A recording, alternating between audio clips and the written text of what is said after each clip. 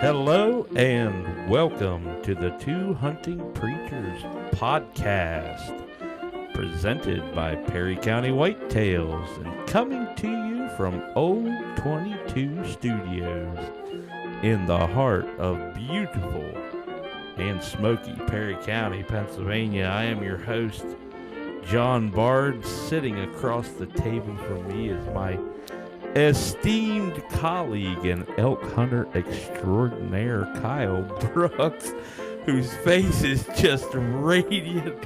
He looks like he's about to bust. We better turn him loose here in a minute. Coming to you today with a special episode of the Two Hunting Preachers podcast.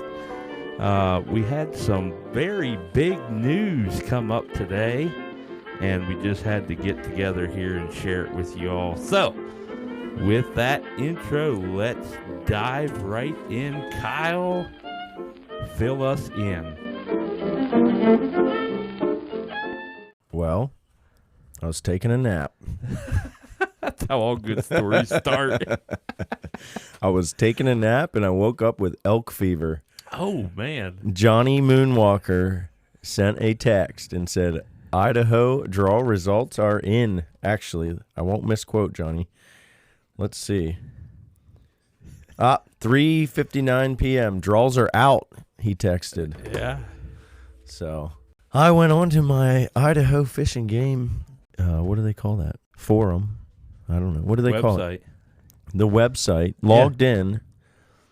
And I am a successful recipient of a Idaho Rifle elk hunt in the rut in Unit 48. You going to give out the unit number? I said I would if I drew. Wow, you do have elk fever. Yeah. That was actually one of the questions that I had written down to ask you about, and that is hunting location secrecy is a big thing in Idaho. So do you think now, are you thinking, I'm never going to draw this tag again, so that's why I can give out this information? Or what's your thought process there? Well, there's only 19 other people that can be mad at me. In the entire unit? In that unit. And one of them will be my hunting partner. And I know he won't be mad. So, yeah, there's just going to be 20 of us. Who's your hunting partner? Joe. So you were on the... We both got a tag. Sweet, man. We have two tags. You know what I'm talking about. Man, that is awesome. Yeah, we did a party application, and we got selected. What was his response? Well, that's the thing. I looked up, and I was on the computer looking it up, and I was like, that says selected. That says selected. I was like, oh, man. And my phone started ringing, and it was my Idaho hunting buddy, Joe. And I'm like, oh, he knows. And so I answer. I'm like, hello? And he's working way out there in Idaho in Salmon. And we couldn't get a good connection. We every time I would say hello, I could tell there was someone else over there, but I couldn't hear him. So he would hang up and he would call back. Hello. Joe, are you there? Joe. And he would hang up. And finally, he must have got some good service. And we got talking, and he was like, hey, did you check our draw results? I was like, yeah, man. Juan texted me. He's like, yeah, Juan texted me and said they were out. Did we get a tag? And I was like, yeah, we got selected. And he was like, nah. And I was like, he thought you were pulling his leg. Well, I thought he was calling me because he checked it. Oh, okay. He had no clue. Man, I broke awesome. the news. That is awesome. Oh, man. And I'm telling you what, for the next 12 minutes, there wasn't a breath of air that could get in there. Oh, man, we broke it all down. We already have 10 plans and 4 places. And oh, man. I can't believe it. You drew a tag in a unit with a total of 19 tags. 20. 20 tags. 20 tags. Wow. Yeah, That is pretty unbelievable. it is. So this is unit number, what did you say, 48? 48. Unit 48. So what part of the state of Idaho is that? So, basically, the Central Mountains would be a good way to describe it. You know, Boise's in the southwest part of the state, so head northeast out of Boise. Okay. And it's just imagine taking the panhandle off of Idaho, and you got the bigger chunk, the Yeah. lower half of Okay. Idaho. Just put a pin right in the middle, and that's about where we'll be. Okay. The closest towns you could say would be like Ketchum and Sun Valley, which is Yeah. where all the rich people go. But they ski while Yeah. we shoot their elk. Great, man. So you got to break the news to your buddy. That's awesome. Yeah, That had to have been pretty cool. it was. I was for sure he had found out and called me, but no. Yeah. So you have been awarded the tag. You have how many days to complete your purchase? So you have a certain amount of days. If you don't complete the purchase within those days, it gets kicked out again, or what happens there? Yep. If I do not purchase the tag by August 1st, the tag gets placed back into the pool, and there's a second draw. So it'll get kicked out into another Second draw. a yep. second draw, but that's Yep. not going to happen, right? That is not going to happen. Nope. So did you log on and look and complete your purchase, or like what's your plans on that? I have not actually bought the tag yet. Okay. I do have to pay non-resident tag prices, Oh. so that's not a bullet that I'm So totally prepared to take right now. But yeah. So a non-resident and a resident can apply on the same. How they does that can, work? they can. But remember, I have a lifetime license in Idaho. No matter where I move to, I'll always be considered a resident Okay. in their licensing system. Okay. There's a lot of S's. But here's the catch. I pay non-resident tag prices. Unless you at some point move back to Idaho, at which time you would be A resident. a resident and have Again, yep. their pricing. Right. Okay. Yep. Cool. So you have till August 1st to get that. That's awesome. Hope I don't forget. I got this strange feeling that you won't. Yeah. So this is considered one of Idaho's controlled hunts. Is that This is a controlled hunt. Yes. okay? So this is a trophy unit. I wouldn't go that far. Okay. So All right. how far would you go there? So here's one of the downsides of the tag. These elk will have survived a 30-day over-the-counter archery season, okay. and that season will turn into the rifle hunt, the Okay. early rifle hunt. All right. And following the early rifle hunt, then they are exposed to a quote-unquote late rifle hunt, which is October 15th to the end of the month maybe, or the next 2 weeks, Okay. where I think there's actually about 125 tags or 110 tags for that hunt. But Okay. October 1st should still be in the rut, bugling. So what dates does your tag cover? October And- 1st through the 14th. Okay. That is the late?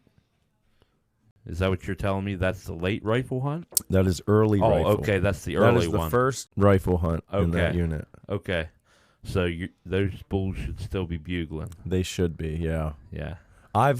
Last year, I was deer hunting. I mean, it was the 15th October around there or something, and there were bulls bugling in a unit that I was in last year. Not this unit, but a similar unit close. Yeah. So I fully expect bugling action. Fully. So it's been a wet year. It has. That is actually something that Joe had mentioned. He said that it is very wet. It continues to rain out there, Yeah. which is rare. So how does that change? Like, what kind of topography are we talking about here? What are you hunting? It's not like grassland desert. This is This is mountains, right? This is mountainous. Yeah. This is What range is that?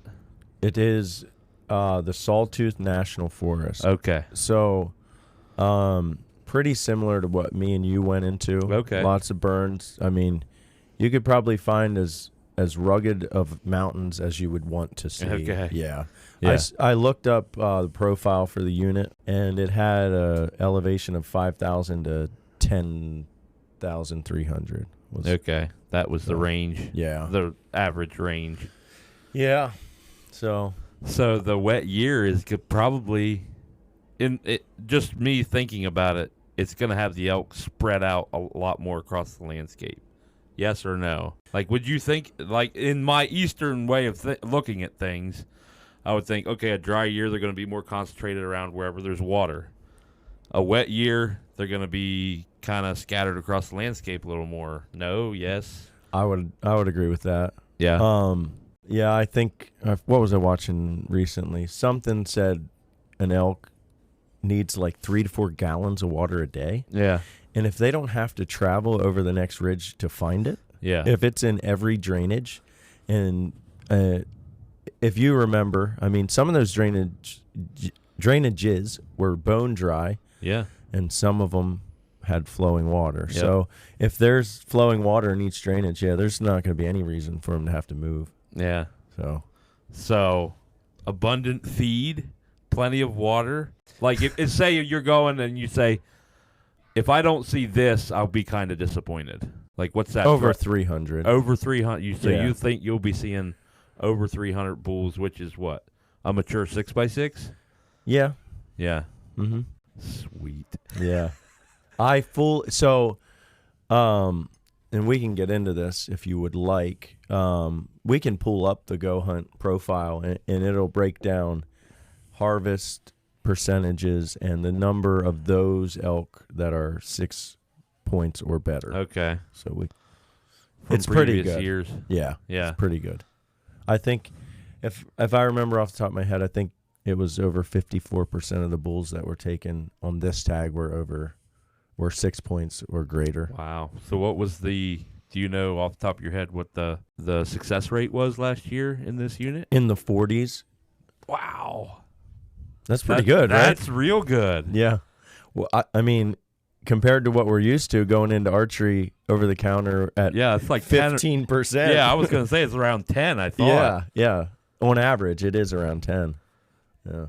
Do you think that's because it's rifle in the rut? Is that? Oh yeah. That's the big equalizer there. I do. Yeah. Yeah. Yeah. Oh man, I'm so stoked and I'm not even going. But there's a problem.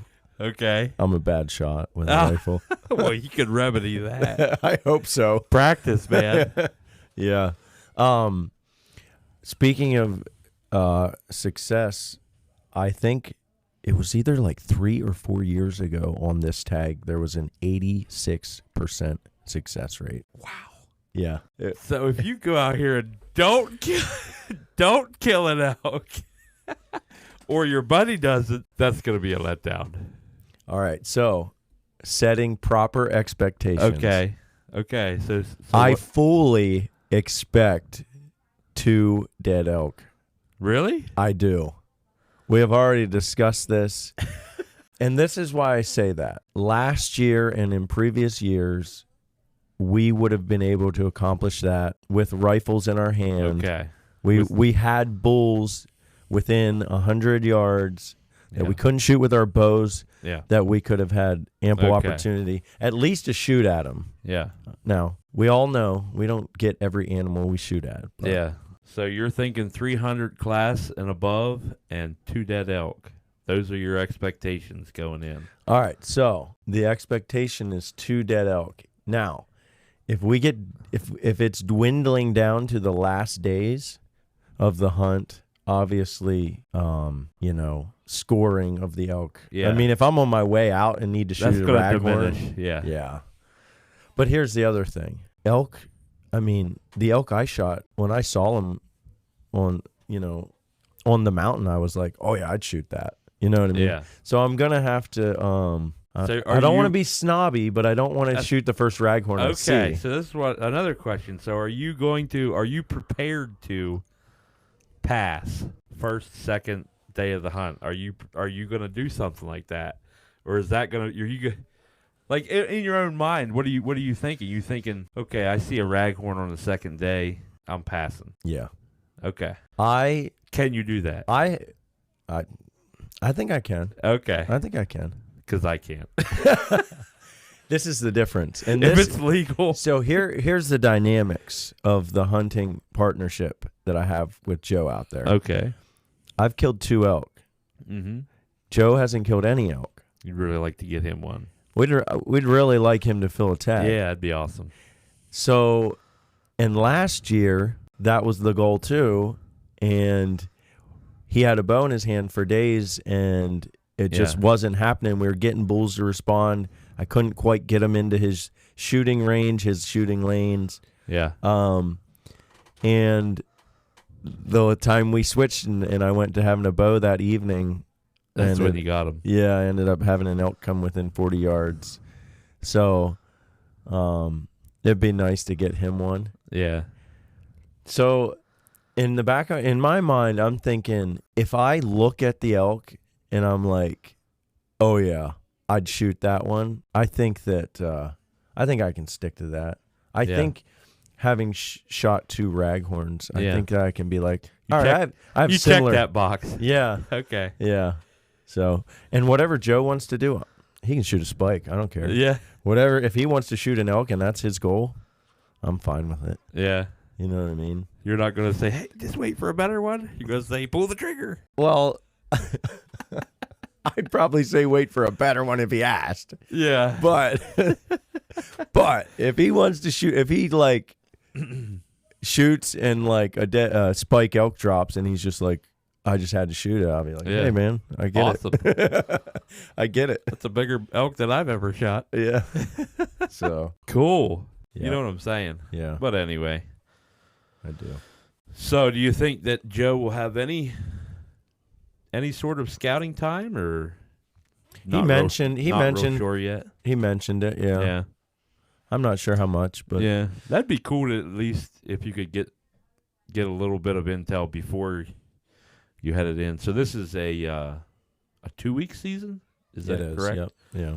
So what are you planning? You plan to be there for 2 weeks? No. Oh man. No. So the season opens October 1st. I think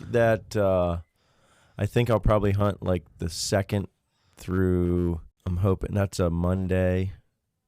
I'm probably going to hunt through Saturday. Okay. Monday to Saturday solid. Yeah. Man, I would think we would kill something. I go in all confident and get my butt kicked. Yeah. That's happened to me more than once. Flights have been booked. What's the story there? Because unless I'm mistaken, you told me a couple weeks ago that you had purchased some tickets to Idaho. I did. My wife informed me that plane tickets would never be cheaper than they were, and I booked them as of dates of not drawing this tag. And so you didn't think you were going to draw? No. And I did say to the missus, I said, well, now you know I'm going to draw this tag, right? Because you booked these tickets thinking you weren't? Right. Oh, man. And she did a quick look at changing flights. Yeah. Could be pretty painful to the wallet. Ooh. They were doing something special for the earlier September flights that they weren't. So you booked some flights thinking that I'm not drawing this tag. I'm going to get an over-the-counter and hunt mid-September sometime. Yeah. Well, if anybody out there has a few extra dollars to throw toward merchandise, we've got a brand new merch line for the Two Hunting Preachers podcast. And I'm sure Kyle would appreciate anything you could throw his direction for. What about a GoFundMe? GoFundMe.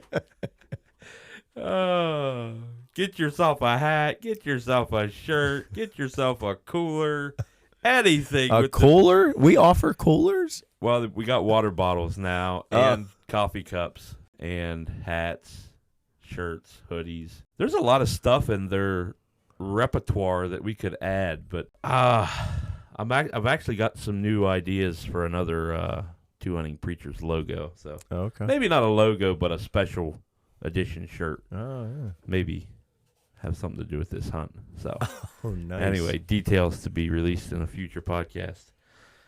So anyway, yeah. So I was curious. As soon as you said that polo, I was like, oh crap! He already booked flights. Yeah. Yeah. So I'm gonna have my ambassador there call tomorrow. I'm gonna have my wife Yeah. try to broker a peace deal between me and the airline. I am terrible at that kind of stuff. You could ask my wife. If I buy something and I need to return it, I was like, hon, can you return this for me? Can't you return anything yourself? Well, it's easier if you do it. Yeah. So anyway, so you're going Oh. Yeah. to That, make that a matter of prayer. yeah.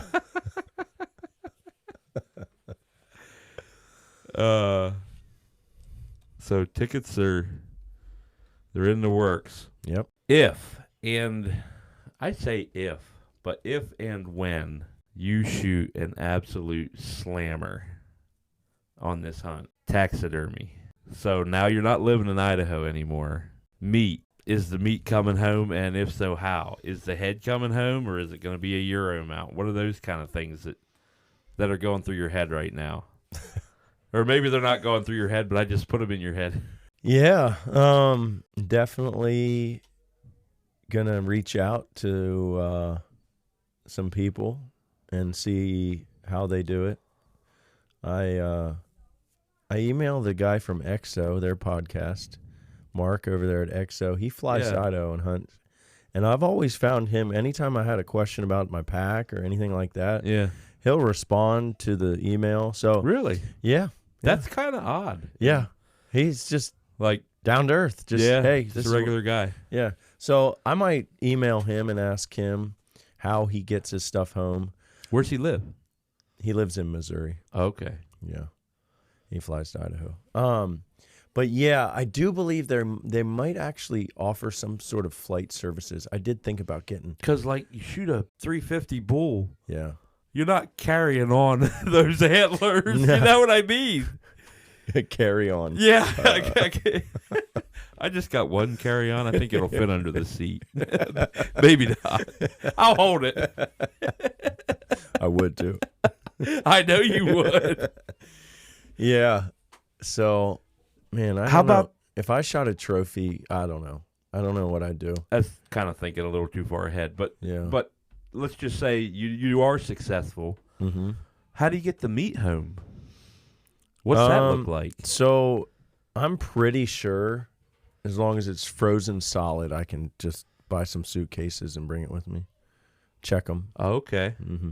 That's safe to do like that. I mean, I guess they're riding in zero temperatures anyway. Yeah, whatever it is at 37,000 feet. Yeah, so Yeah. it's not going to hurt it that way. But I didn't know what the airlines, it goes through security and it's 82 pounds of elk in this suitcase.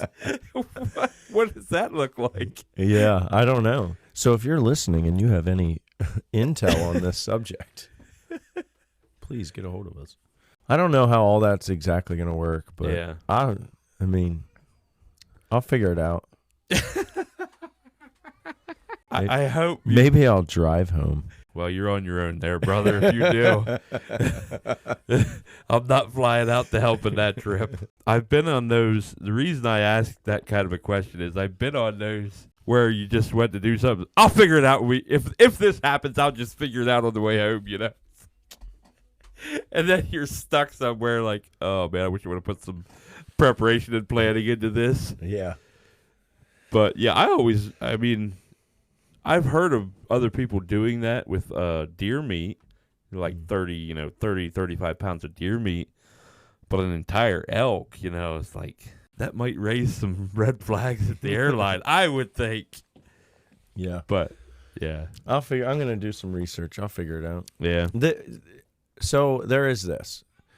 I lived there for 4 years. Right. I have very close friends. Yeah, you have a little bit of a network out there. Yeah, and Yep. I've already had a elk hanging on someone else's wall, Bruce's garage for years. And, I mean, worst case scenario, I get a Euro mount, or, you know what I mean, or something like that, throw it on his wall in some year or whenever, you know, I get it. So if you shot one that was worth mounting out there, would you trust it to a taxidermist back east? Or would you want it mounted by somebody out there who has, like, lots of experience mounting elk out there? Or I don't know, actually. Because I don't know really how many taxidermists around here have any real experience mounting an animal like that. Right, yeah. Or would even do it. Here's the other thing. I don't know how to properly cape an animal. Yeah, I've never done that. Like to turn the lips and the eyelids and the things these guys talk about. Like, nope. Sorry. And I'm not. You're not packing out the. You're not packing out the like we can take a deer, pretty much head and all that. Right. I guess I could pack all that out, but I don't know. Depends where we get into. Yeah, I know it may sound like we're counting Kyle's chickens before they've hatched, talking about we are taxidermy already, but it's just really exciting, I think. Yeah, for sure. Really exciting. I've never known anybody that drew a tag this good. So I guess, I mean, does this make you famous now, or not really? Randy Newberg, move over. Who would want his spot? Everybody in the hunting community, I shouldn't say everybody. A lot of people in the hunting community are like Randy Newberg. And then a lot of people outside the hunting community hate his guts because he's an advocate for conservation. Mm-hmm. I really wouldn't want to have his job. Yeah. But anyway, so what are the weather considerations for a hunt this time of year, that time of year? Is it still warm enough where you're going to be sleeping in a tent overnight? Yep. You're still going to, like, what temperature ranges are we talking about there? I looked at the averages. The average high was 55 degrees. The average low was 33 degrees. That's getting down there. 33. Oh man, that's perfect. Have you camped out in that kind of weather before? Yeah. Oh, I don't think I ever have. It starts getting into the low 40s, and I'm like a pansy. I don't even want to be in the camper. I want to be in the house. Yeah.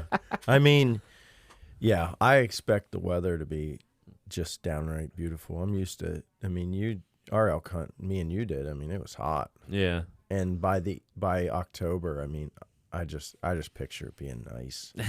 I'm telling you, nice. I mean, I went to a Boise State football game first weekend of October one time, and I think it was still 90 degrees in the valley. Yeah. So you're talking 70. Right. I just always, like, as a general rule, you knock 20 off, right? So that'd be the high up in the mountains. Yeah. So you're going to I guess all this remains to be seen, but pack in a certain distance, or are you going to just find a trailhead to make your camp, or like what does that look like? Well, like how much of this unit is really backcountry? You know, is the whole unit pretty much all backcountry? You know what I'm saying? Oh, I think I read it was 86% public land. I think there's a decent amount of roads. Okay. You know how we were in what we hunted with that sawtooth tag? That's what I fully expect it to be like. Okay. So you're not. I mean, we could get off the roads, but we weren't like 10 miles in. Yeah, either. that's what I'm talking about. Yeah. Like you're not going in 7-8 miles and setting up a camp. Well, not that I know of. I did get some intel. I texted some people, said I got the tag, and right away, two very good friends in Idaho know people who have hunted that unit or have drawn this tag. Yeah.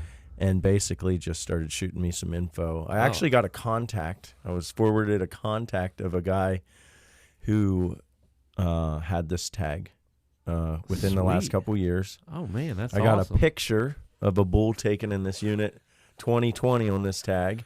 Yeah. Pretty sure I saw 7 points on the one side. Man, I'm telling you. I was one of some of the intel was that one of the guys that my contact thought he might have hunted with horses. Okay. So he might have gotten 8 to 10 miles in. Yeah. I do have a good friend who has horses who is expert in doing backcountry hunts, Ben, out there. Speaking of him, I did gauge his interest in possibly going. Yeah. And speaking of Ben, we'll see. I'd like we haven't had any guests yet on the podcast, but I would like to. I was thinking about people that I would like to interview, and I want to start a new segment that he's just another hunter or he's just an ordinary hunter. You know what I mean? Like, you got to listen to these podcasts, all these famous people they interview.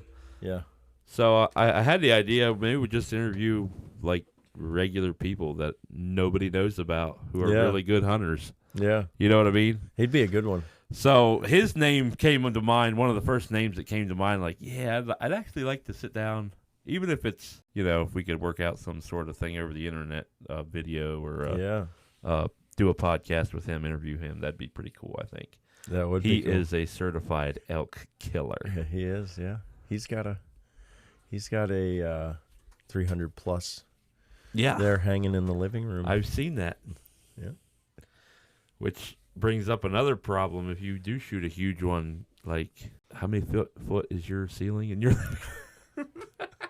You should have seen the look when I started talking about taxidermy in my house tonight.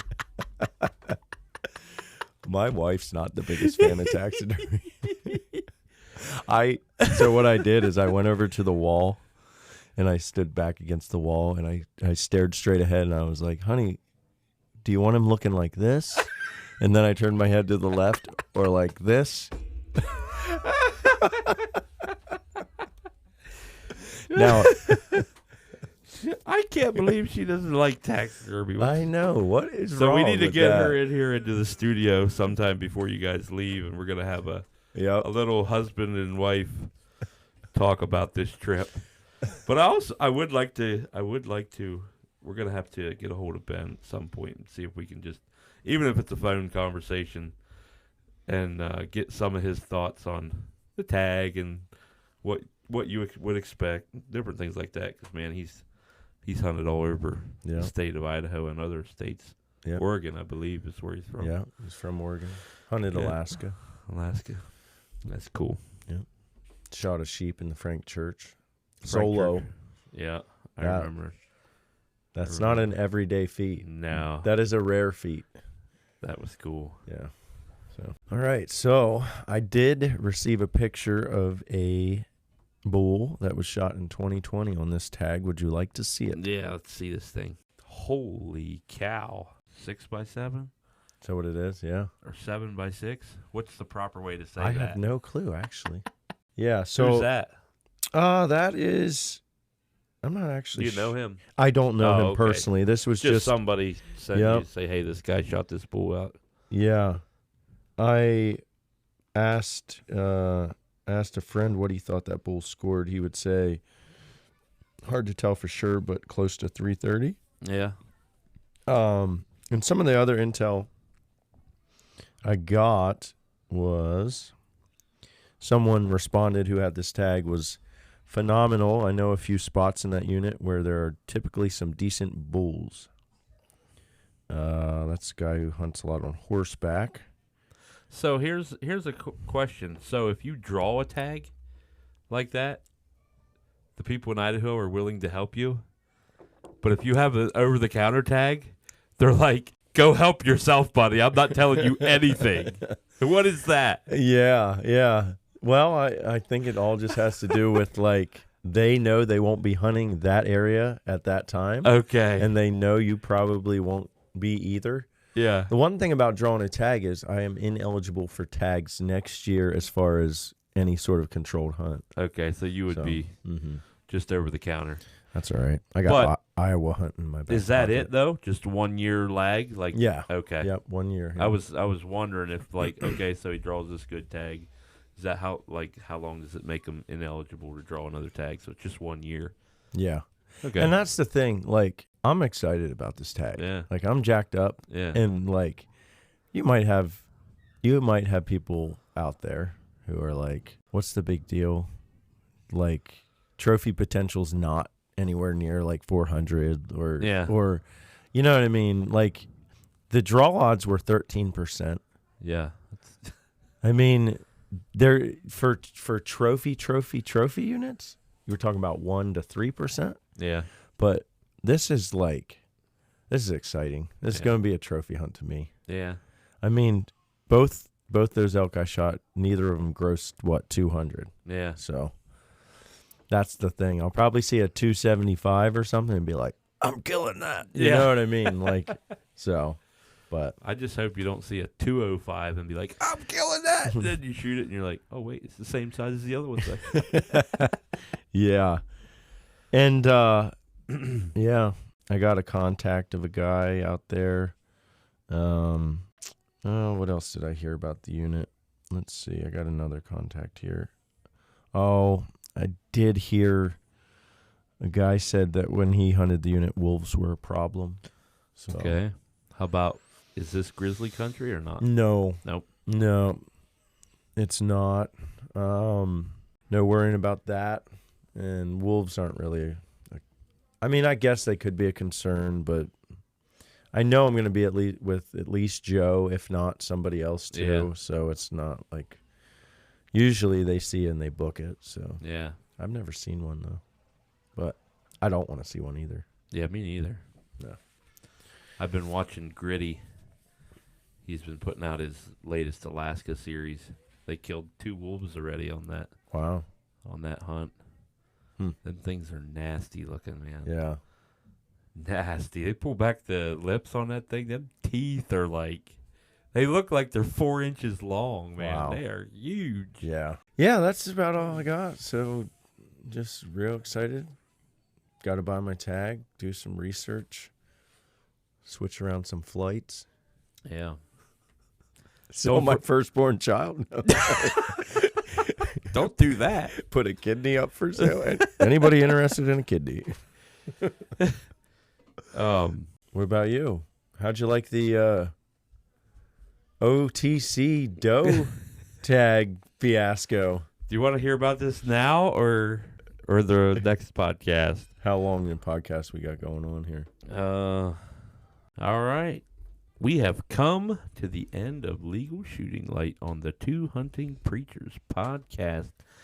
We want to thank you for joining us for this special edition, episode number 6 of the podcast. And I guess we'll call this one Elk Fever. Yeah. You know you're excited about something if you can just sit down and just talk about it for 50 minutes with no script. Yeah. Nothing, but wow. Yeah. But anyway, that's exciting, man. I can't wait.